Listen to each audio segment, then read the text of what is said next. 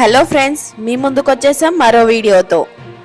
ఆంధ్రప్రదేశ్లో వైరల్ జ్వరాలు ప్రజలను భయపెడుతున్నాయి.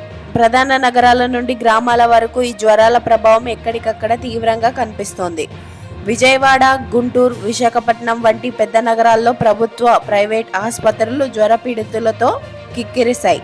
దగ్గు, జలుబు, గొంతు నొప్పి వంటి లక్షణాలతో ప్రారంభమై తర్వాత జ్వరం, ఒళ్ళు నొప్పులతో బాధపడుతున్నారు.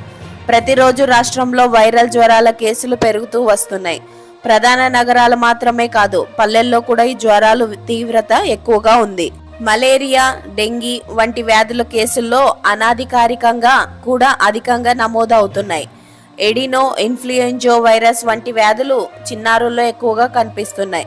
ప్రభుత్వ ఆసుపత్రులతో పాటు ప్రైవేట్ ఆసుపత్రులు కూడా రోగులు కిక్కిరిశారు. ఇళ్లలో ఇద్దరికి జ్వరం వచ్చినా కనీసం 10,000 వరకు ఖర్చు అవుతోంది. వర్షాకాలం కారణంగా దోమల బెడద ఎక్కువగా ఉండటంతో పారిశుద్ధ్య లోపం వల్ల జ్వరాల తీవ్రత పెరిగింది. కృష్ణా జిల్లాలోని ఉయ్యూరు ప్రాంతంలో జ్వరాల కేసులు విపరీతంగా పెరిగాయి. మలేరియా, గన్యా వంటి వ్యాధులు పల్లెల్లో ఎక్కువగా ప్రబలవుతున్నాయి.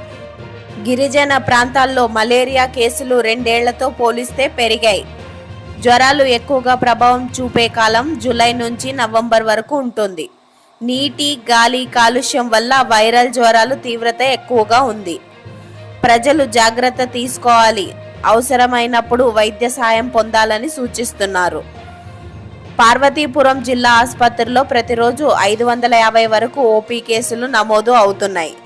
సమాచార విస్మృతి అధికంగా ఉండటం వల్ల కేసులు ఎక్కువగా నమోదు అవుతున్నాయి. ఈ పరిస్థితిని ఎదుర్కోవడానికి ప్రభుత్వం వైద్య సిబ్బందిని ప్రత్యేక చర్యలు తీసుకుంటున్నారు. ప్రజలు పారిశుద్ధ్యంపై దృష్టి పెట్టాలి, వ్యక్తిగత జాగ్రత్తలు తీసుకోవాలి.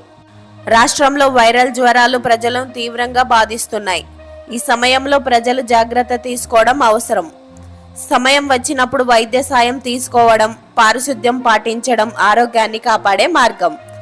మరి ఇలాంటి మరిన్ని అప్డేట్ కోసం మా ఛానల్ని సబ్స్క్రైబ్ చేసుకోండి.